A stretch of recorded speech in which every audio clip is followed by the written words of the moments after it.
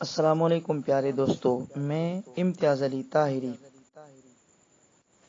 دوستو، قدیم یونان کے فلسفی سقراط کی عقل و دانش کا چرچا ساری دنیا میں ہے۔ کہتے ہیں کہ ایک دن ایک شخص سقراط کے پاس آیا اور کہنے لگا، کیا آپ کو علم ہے کہ آج میں نے آپ کے دوست کے بارے میں کیا سنا؟ تو سقراط بولا، ایک منٹ رکو، اس سے پہلے کہ تم مجھے کچھ بتاؤ میں ایک چھوٹا سا تجربہ کرنا چاہتا ہوں۔ یہ ایک طرح کا امتحان ہے، اسے میں نے ٹرائپل فلٹر ٹیسٹ کا نام دیا ہے۔ وہ شخص بولا، اس کا مقصد کیا ہے؟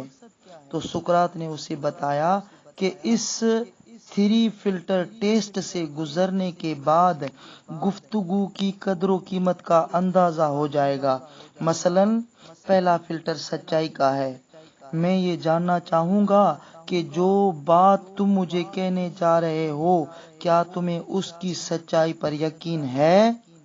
آدمی بولا، نہیں، دراصل میں نے صرف اس کے بارے میں ایسے ہی سنا ہے۔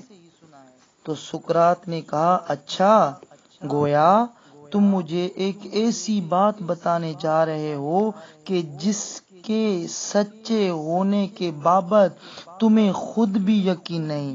چلو پہلے فلٹر کو چھوڑ دو، دوسرے فلٹر کو آزماتے ہیں۔ دوسرا فلٹر اچھائی کا ہے۔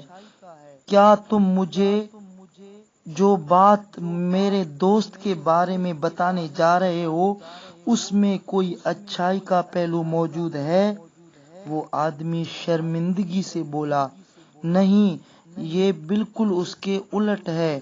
سقراط نے سلسلہ کلام جوڑا اور بولا، گویا تم مجھے ایک ایسی بات بتانے جا رہے ہو جو بری ہے اور تمہیں اس کی سچائی کا بھی یقین نہیں، لیکن پھر بھی ایک ایسا فلٹر ٹیسٹ ابھی بھی باقی ہے جو تم کو پاس کر سکتا ہے۔ یہ فلٹر ہے گفتگو کے مفید ہونے کا۔ میرے دوست کے بارے میں جو بات تم مجھے بتانے جا رہے ہو، کیا وہ میرے لیے مفید اور کارآمد ثابت ہو سکتی ہے؟ اس شخص نے بولا، بالکل بھی نہیں، در حقیقت وہ بات ثابت ہی نہیں ہو سکتی آپ کے لیے کارآمد اور مفید۔ تب سقراط نے گفتگو کو یوں سمیٹا کہ اگر تم مجھے ایک ایسی بات بتانے جا رہے ہو جو نہ تو سچی ہے اور نہ اچھی، حتیٰ کہ یہ کسی طرح سے مفید بھی نہیں، اگر ایسا ہی ہے تو یہ سب کچھ مجھے بتانے کی کیا ضرورت ہے؟